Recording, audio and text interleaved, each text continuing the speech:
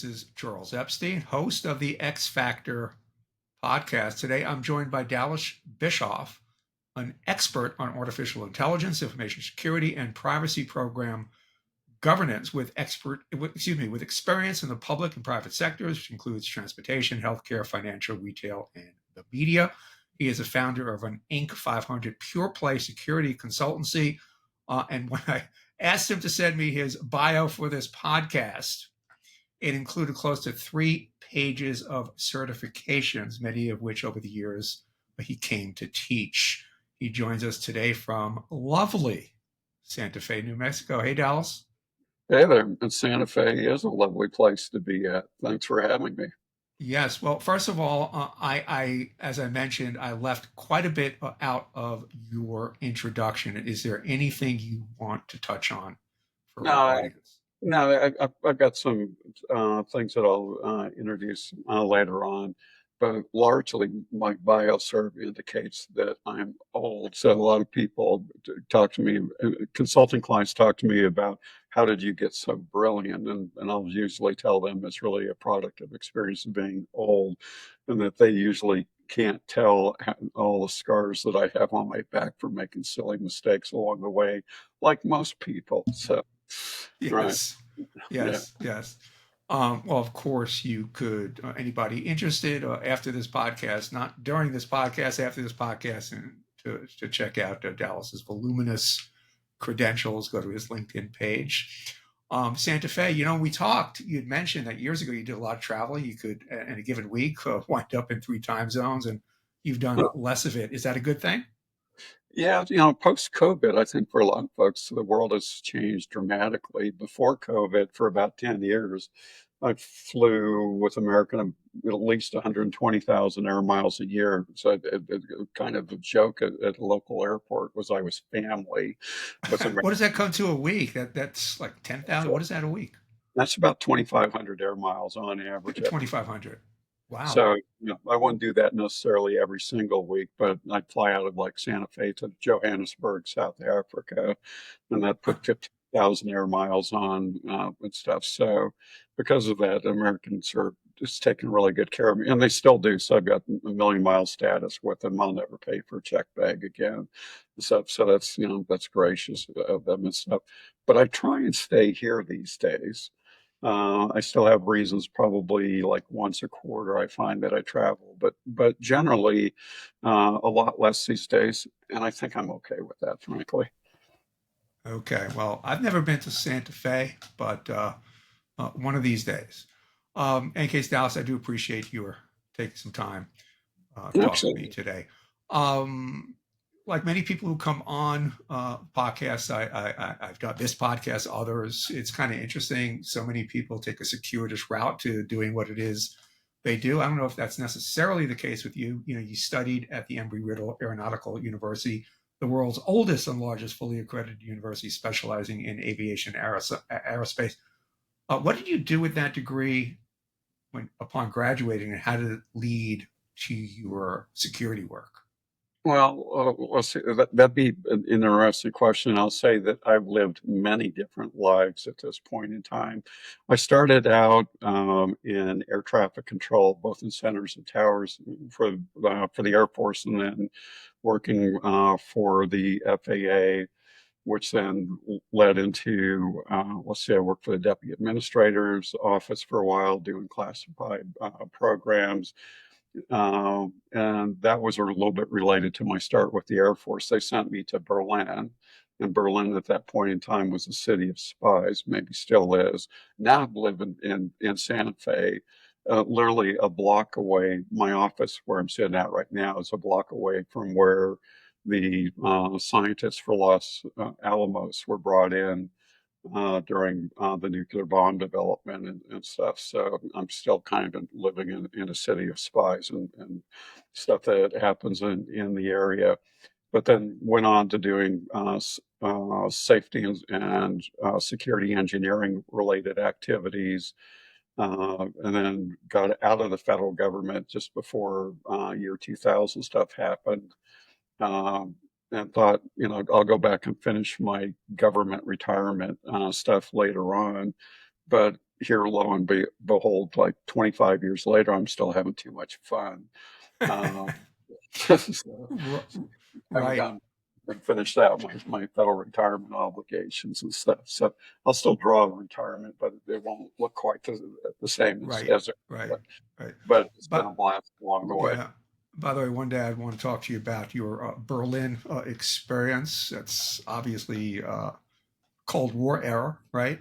Yeah, yeah. The Um, wall was still up until after I left.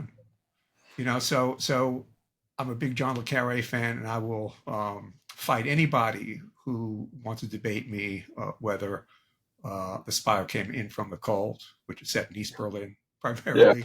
To me, it's the best spy movie ever made, but that's one man's opinion. But one day I'm going to talk to you about your Berlin that's experiences. That should be real interesting. that's real life inside of that environment. When I was there, we got constant training on Yeah, those yeah. No things. encounters with Mr. Marcus Wolf, I assume. Yeah, no, and I had some encounters with folks that were trying to, well, let's say, interact with me and stuff, Yeah, and friends the, from the Stasi. Um, any the any case, so I'm curious, what are some of the biggest changes in the security and privacy governance field in well, the last 10 years or so? yeah, AI certainly been one of them, and serve on a companion basis. AI doesn't know how to secure itself.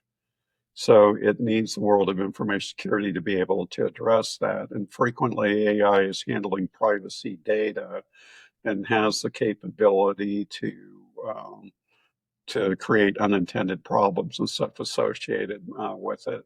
So, in the world of privacy, is the whole concept of doing de-identification of data, and AI has the intellectual capacity to overcome de-identification and create reassociation of data records and stuff that are associated with it. So that becomes problematic. So, things that we designed to create privacy mechanisms are less reliable in the world of AI because it's crafty about how it does reassociation on things. So Um, just a couple of yeah, I examples. saw one of the posts you did. You cited an amazing statistic that almost 30% of enterprises deploying AI had an AI security breach. Yeah, and maybe the right way to think about that is the other ones just haven't realized it yet. Right, right. So, Right. How big of a problem? This is another issue that comes up. The problem, it used to be shadow IT. Now it's sort of morphed into shadow AI. How oh much of a yeah, problem is that? that's huge because in interviewing folks in the consulting field, I sort of see this all the time where they say, we're not doing AI yet, so we don't need to be engaging folks. And you may not think that Right. not doing AI, but your staff absolutely is. Right. And these days, products like Adobe or any number of other technology solutions that are commonly in place have become AI enabled. And some of the problems that clients aren't always aware of is one of the following. So if AI from a company like Adobe is interacting with your data, where is your data actually at? So you can have, proprietary intellectual property and other considerations that you keep inside of your network and spend a fair amount of time trying to make sure that it's properly protected. That if that data is being processed in the cloud by Adobe or other folks, you've kind of lost control over that. So I have consulting clients that have had to set up private environments, like inside of a Microsoft Azure environment for like Chat GPT to create custom environments It's where like a their like a data, sandbox kind of a thing. yeah, absolutely. And so, um, and they've had to do that because they have non-disclosure agreements with their consulting clients that would be breached by the concept of allowing that data to be processed outside of their control. So those are, new problems that sort of face the marketplace that are not well understood, Mhm. but require proper attention. So this, and I'll Right. talk about that, later on through the presentation, that there's a lot of aspects about AI where we're creating new problems or new representations of old problems in ways that we really don't understand or we're not really anticipating and stuff, and that can be highly problematic. I'll give you a really quick example. So I've got an AI PhD on staff, and his Yeah. wife is a PhD, and she works in a very specialized field. She's regarded as in the top 1%. She was using AI to do analysis on what new ways could she secure grant money and stuff. And so she was looking at new innovative thought stuff. And when she used AI to query the internet for that, it returned basically 7 citations back for her, of Huh. which 5 were her work. And it gave her no credit for that. Wow. So she was fairly outraged about the intrusion on basically her intellectual property and the stellar work that she's done inside the marketplace.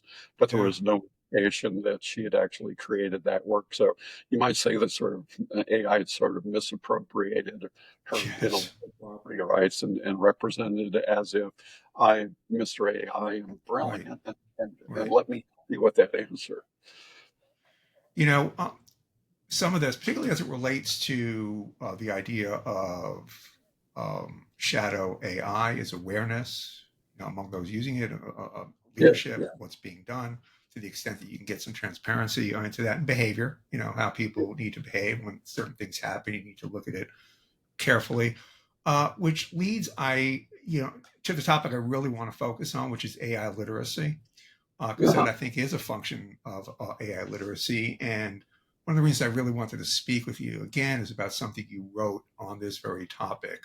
AI literacy is defined in any number of ways. I'm curious how you define it, but what I think is particularly interesting about your approach, you view it as not being some sort of universal thing. I mean, there may be some universal precepts or concepts or guidelines, but that it means different things to different people in the organization.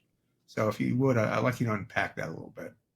Yeah, no, I'll be happy to do that. And here I've got a presentation sort of set up for this to be able to get all this introduced. So let me go ahead and Ah, share the screen here.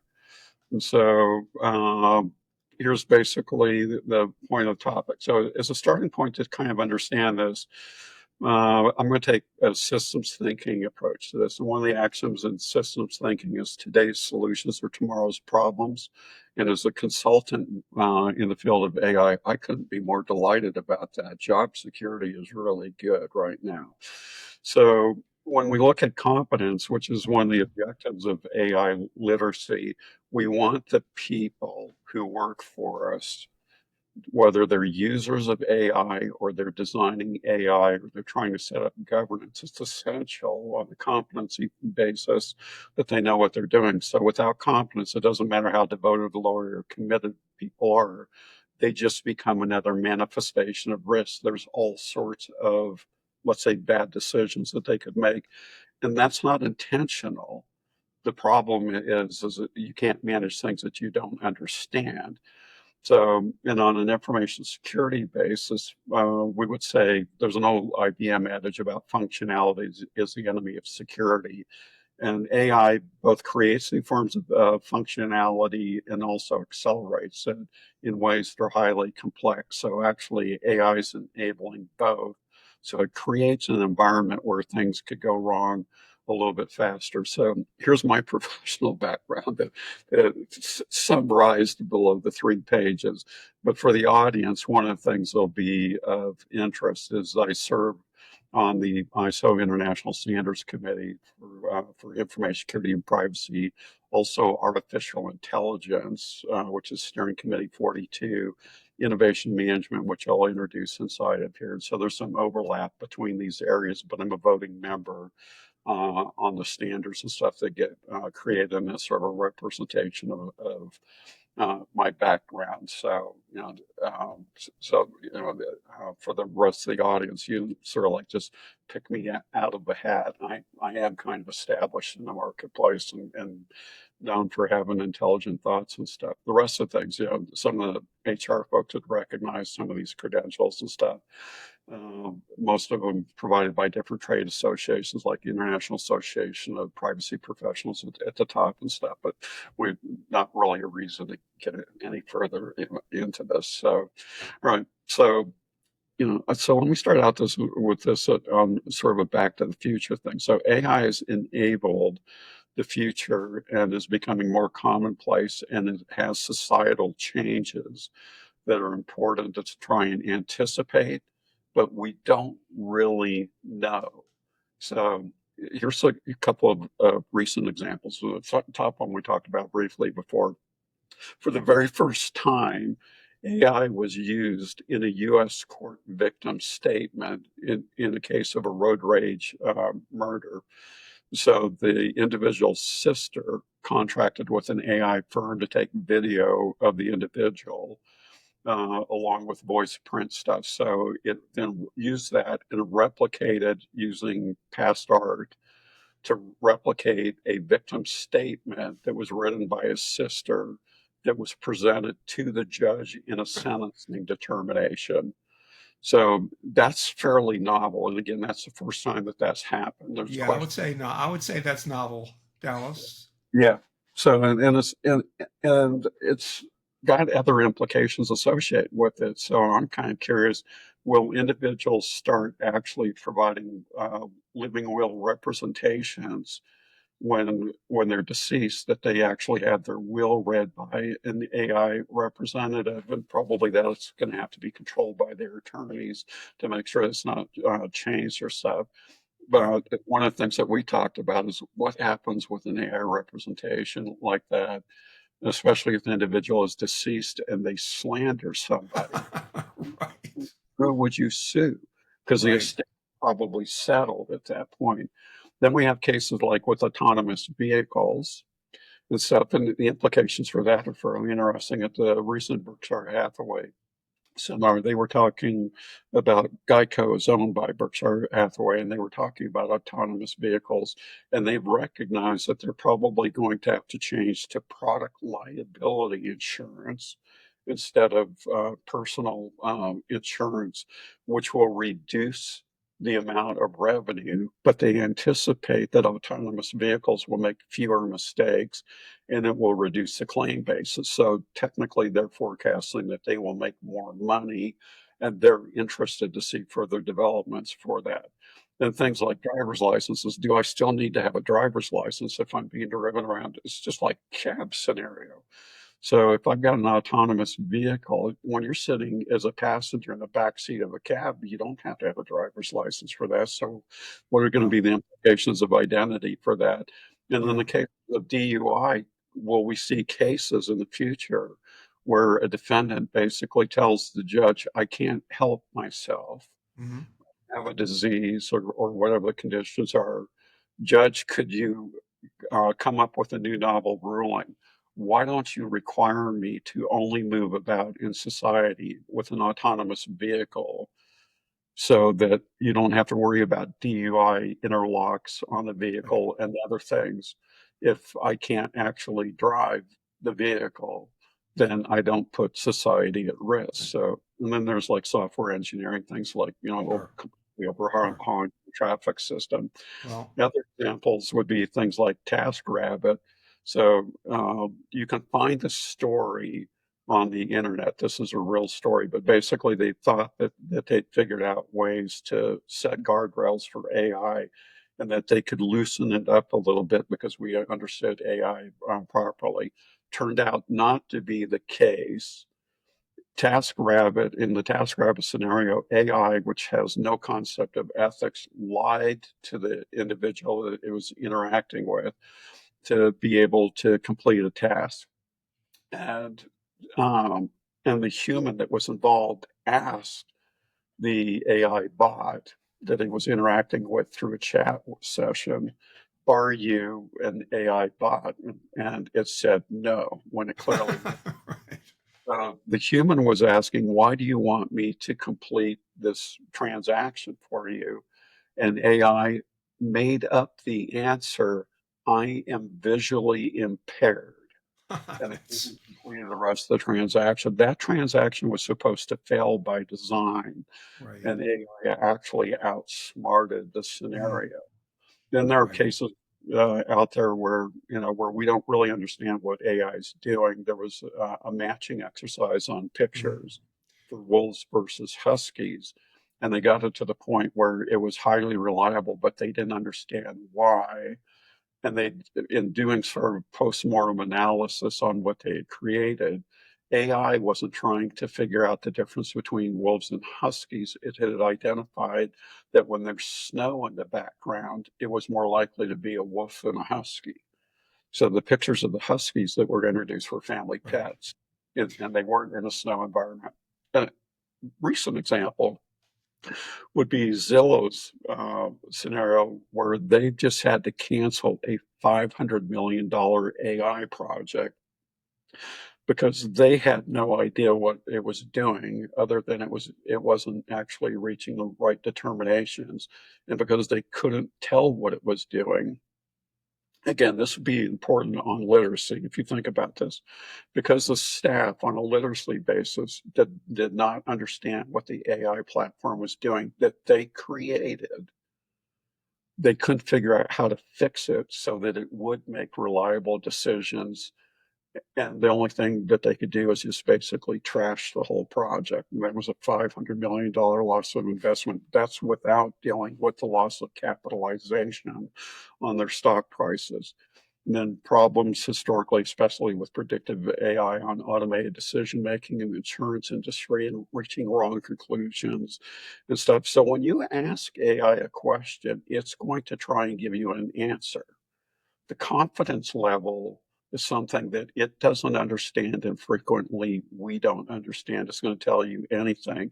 And there are cases, and the proper term in the industry is hallucination. If you take some of the interesting law cases where AI has made up Right. citations, Mhm. and attorneys have presented that in legal cases and then been cited by the judge over that. But So, one of the things that we're going to talk about is we're not done making up problems with AI. So agentic AI is just getting introduced right now, and the potential for it is really compelling. But there are issues like, if I let agents talk to other agents, how do they authenticate each other? Could I introduce an agent and basically get it to do something malicious inside the environment? So, and how do we make sure the data is accurate and all sorts of things? So then we have problems with scalability, power grids on new data centers, mhm. and some system safety and security engineering considerations and stuff that's associated with it. Right. So one of the Um, things, yeah, go ahead. yeah, Yeah, I just kind of want to put this into the context of AI literacy. I'm yeah, assuming this falls within AI literacy to the extent that these are all things you need to understand. These are things that sort of happen underneath the hood. These are some of the things you need to be mindful of, right? yeah, indeed. And as we were talking about earlier, for other domains like information security, we tend to believe that that's the information security staff's responsibility, and then they'll try and help keep the organization out of trouble. One of the dilemmas with organizations when we start trying to introduce AI governance, which is a topic that we'll talk about a little bit further, is AI is pervasive. There is no part of your organization where the staff doesn't have the capability to interact with AI in ways that may create unintended outcomes or consequences and stuff that are associated with it. So we want to find ways to get the best side of AI and the advantages out of it, but we have to figure out how we're going to actually limit the downsides, and Right. we still don't understand it very well, frankly.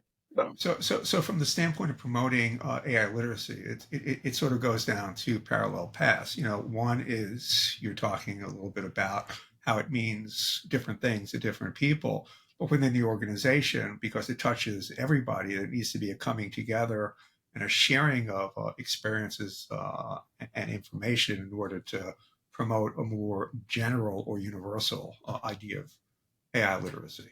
Yeah, and there's different types of decisions that get made. So, if we take basically the bottom topic down here on system safety, security, engineering considerations. So the field of system and safety and security engineering have existed for a long time, and we're just getting to the point where we think that we can take those areas of science and apply them to AI. But there's a complete difference between trying to use AI in a critical infrastructure environment like the air traffic control system, because the government's going to go through trying yet again to figure out how to re-engineer that. They've tried many other times previously, and maybe AI will help them be more successful, and that'll be great inside of that. But the difference between helping to manage my calendar, which is kind of risk tolerant in terms of, oh, whoopsie, I made a mistake, is completely different than using AI to solve a system safety, security, engineering problem like an air traffic control system inside there. So in the concept of literacy, what somebody needs to know to do their job appropriately. Again, this is my point about competency. Individuals, doesn't matter whether they're loyal, devoted, or whatever else, if they don't know how, they don't have the competency to do their job, or they don't have the right literacy, the right level of literacy with AI, there are cases where that's completely unacceptable. We're going to predictably create problems that the outcomes are not acceptable to us at all. Yeah. You know, uh, by the way, AIX, we talk about AI literacy, and the way we sort of talk about it is that AI literacy is sort of tantamount to just simply knowing the right questions to ask. Yeah, I but think it all begins there. if you don't understand it well enough to understand what the questions are, Precisely. you don't have to understand what the answers are. That Right. is an evolutionary thing. But if you don't Mhm. know where to start with the questions and stuff, Exactly. You so need to have a baseline information in order to be able to ask intelligent questions. yeah. So for a lot of the staff inside the organization, they won't deal with AI at the level that I've got portrayed here. But for the Right. folks that are responsible for creating AI, this is the current sort of de facto representation of what a system lifecycle looks like. And, real briefly, like with an information system, in the very beginning, when you've got a concept, it can't be hacked yet.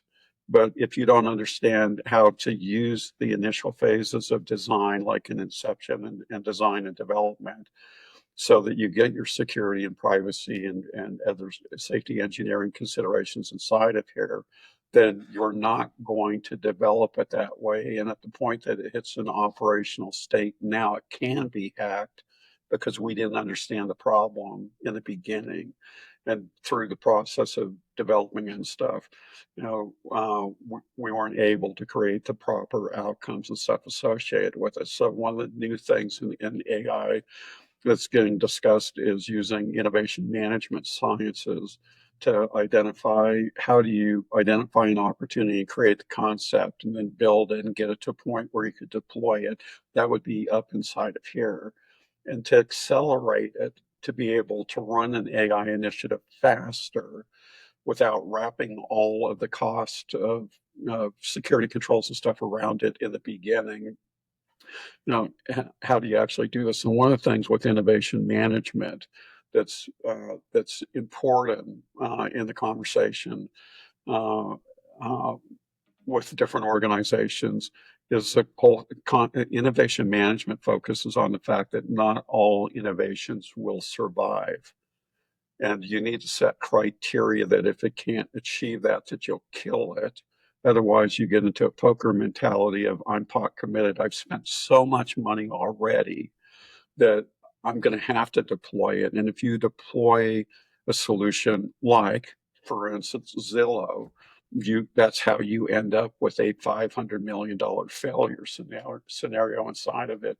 So when you think about literacy and conceptually what this slide's trying to represent, the discipline in process engineering and knowledge and stuff that goes into this to be able to account for it properly is very sophisticated. And for a lot of organizations, this really means, again, on the concept of AI literacy, you're going to have to retool your workforce to be able to think this way, to be able to get the best out of it, and minimize sort of the downside and stuff that's associated with it. So what's your thought about this? Yeah, we had touched on it a little bit, and this topic also comes up in these conversations. How do you balance the need for guardrails and the need to innovate? Yeah. Well, so let's talk real briefly about how we got here then. So, Ah, if you go all the way back to Alan Turing, so in the Enigma machines in World War II, so Turing is regarded as the father of AI and the concepts of universal machines, and what's referred to by the as way, one of the best Broadway plays I saw in the last 30 years was with Derek Jacobi in the lead of a play called Breaking the Code as Mr. Turing, just so you know. yeah, and fascinating how that actually all evolved by the back end of it. The bar scene where somebody's talking about the speculation that there's this classified coded message at 5 o'clock every morning coming out of Berlin, and nobody really knew what it said. And somebody introduced the thought, what if that is a weather report? And that the first word of the message is always the German word for weather, which is Wetter, Wetter.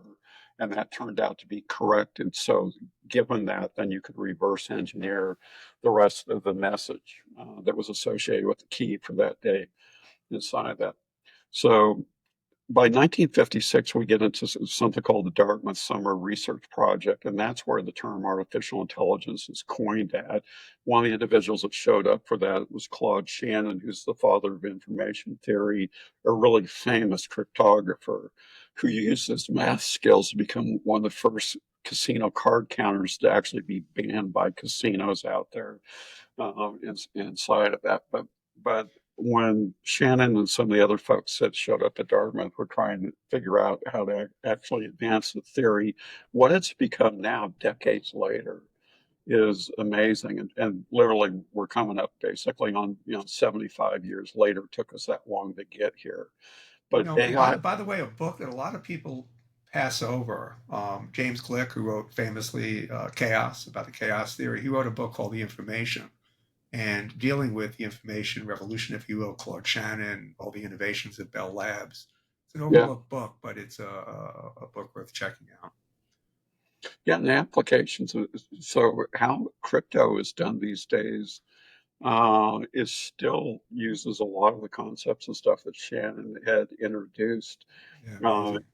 there. So, but AI is still a moving target. I mean, and that's one of the things that I think it makes it tough for organizations to deal with. It's not a single thing. And it keeps evolving. So different entities have defined it differently. There's different forms of AI. So we got Gen AI, predictive AI, agentic AI, and the problems with them or the problems to solve with them are all different. So how they go wrong and what you do about that is not the same thing. So we're not done creating AI, the use cases and the limits about what it will do. And that's The question actually is, when will AI be done with us? a That's the question. I'm not a big subscriber to the whole thing that AI will You're not become a doomer. yeah, that it'll become sentient and then smarter than us, and then actually, destroy civilization and stuff. So, I'm not going to say by any stretch of the imagination that that's impossible, but I don't believe that that's the likely outcome. Again, sort of using my background and different approaches and stuff. Well, one But hopes. but the concept of stopping it from going wrong, this is really very much in line with the next bullet here about AI governance. And governance, a lot of organizations have thought, this will be simple. And then they try and create a governance committee and they realize it's hard for them to actually stop adding people and stuff. But the concept of governance doesn't really come into vogue until about 2015. So we've only really been trying to figure out how to manage it properly and not get in trouble with it for about 10 years. And there were some train wrecks that happened before that, from about 2000, especially 2004 or 5, into about 2015, where it's, we, we need to actually put some guardrails in place and stuff. And then you start to see the influence of it's a bad thing and we need to regulate it. And especially Europe takes the more compliance driven approach. The US, especially under the current administration, is more focused on driving innovation, which then sort of accelerates all the new ways that we can make mistakes with AI that we don't understand right now. So, and there's got to be a balance in there someplace. So I don't think that Europe's got it right on their compliance side because it smothers innovation. And if you look statistically, I'm not going to pull up the details and stuff associated with that, but the AI marketplace and companies and capitalization of AI in Europe is substantially orders of magnitude smaller than the US. The US is trying to basically make sure that they don't get overtaken by China and stuff. But if you take a highly innovation approach, you're basically going to have to be risk tolerant. There are bad things that will happen inside of that. And naturally, we'll learn from that and we'll get better at it. But right now, neither Europe or the US has really, I think, a balanced approach to what they're trying to think through it. I don't know what else you have coming up, on these slides, Dallas, but I do want to ask you. So we talk about AI literacy meaning different things to different people because our audience is primarily HR people. Put yourself in their shoes. What would AI literacy, in your view, I hate to put you on the spot here. We didn't really talk about Okay. this before, but what would it mean to an HR person in broad Well, strokes? yeah, so I get this on broad strokes from a lot of our clients, and so ultimately that sort of transcends over to the HR organization. Organizations are going to have to change how they think about their staffing strategies for the organization, including basically how much of it's going to get outsourced, what's going to be done internally, and what is it to do their jobs in thinking about job description and knowledge, skills, and abilities, using an HR term inside there, what is the AI competency level need to look like, and what do the organizational practices need to look like to stop things from going wrong? And that's going to change substantially.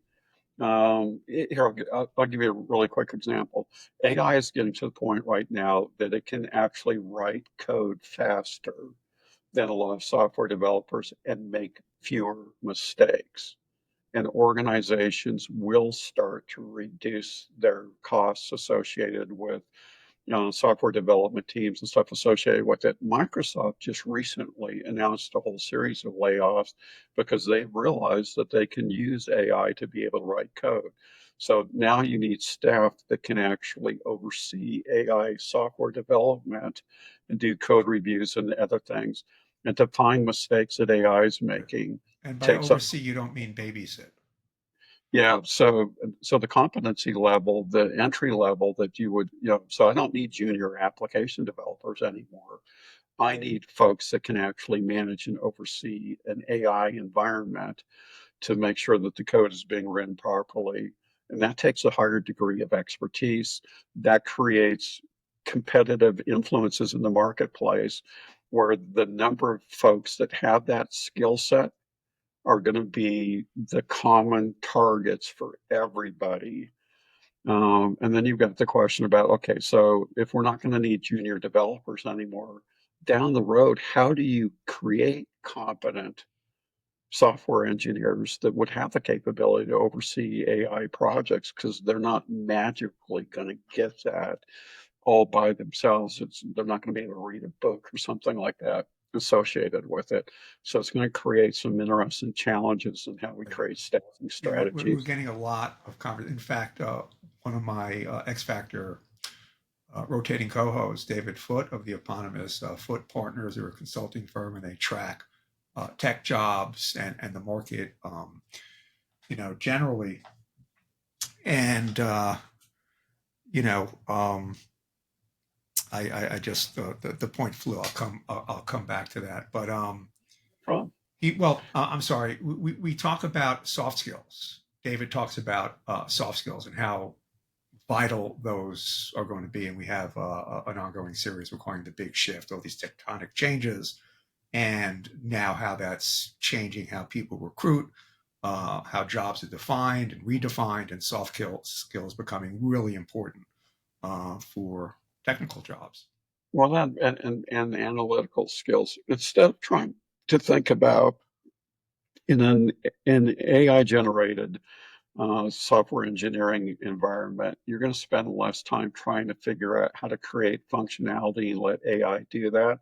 You have to be innovative and have completely out of the box thinking about how will it go wrong so that you can get ahead of that instead of basically being the victim of sort of the process that, or as I talk with some of the clients, you're about to build your next nightmare. So what do you want to do about that? Because nobody's really fond of that outcome. Yeah, yeah. I tell you, Dallas, there are just so many other things for us to talk about. We are going to have to turn this into sort of an ongoing conversation. I want to have you back and talk Yeah, about a bunch of other things. But yeah, let's go through some slides you have. yeah, yeah. I got a couple of other things that I'll throw out here, and and pretty much stay the point. So when you look at this diagram and think about, okay, how do I get people to manage these areas, environments, tools, or data and data scientists, and how do you create AI models and manage, artifacts are basically outputs and work product and stuff associated with it and process engineering and stuff. That's what AI needs to be able to create a valuable implementation side of an organization. And in the process, it touches everybody, as we sort of mentioned already.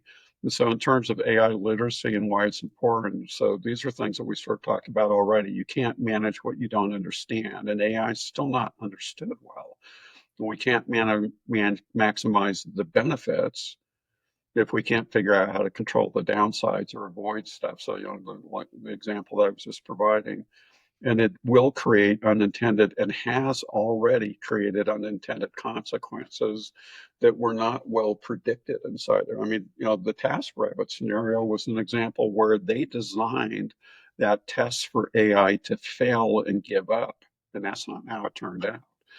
So we're not done creating problems yet, and a lot of the answers and stuff are incomplete associated with it. So, on a regulatory basis, here's what AI literacy says in Article 4 of the EU AI Act. And I'm not going to read this word for word, it's not important. I'm going to tell you.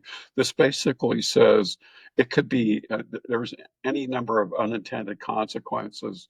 Be careful because we're going to hold you responsible for it. And so the thing that I found most fascinating, and the reason why I created this slide, is the EU AI Act came out almost a year ago. It took them a year because it was just like 2 weeks ago that they released guidelines to explain what did they mean by that. So something as simple as AI literacy, that doesn't sound like that should be that difficult, really turned into a 1 year exercise for the EU to be able to lay out enough criteria and explanations that says effectively, if you don't do the following things, which is a whole collection of activities and perspectives and stuff, then we're going to hold you accountable for it and stuff. But they didn't even understand it when they wrote the act at that point. Not saying real briefly inside of here, this AI has for a lot of organizations a black box problem. And when I say that, most users or companies and stuff that are using AI are down here in the lower right hand corner. Here's some use case scenarios and stuff on the left side. to get that AI solution out to the customer. These are all different things that can happen. And these are all opportunities to completely muck it up along the way.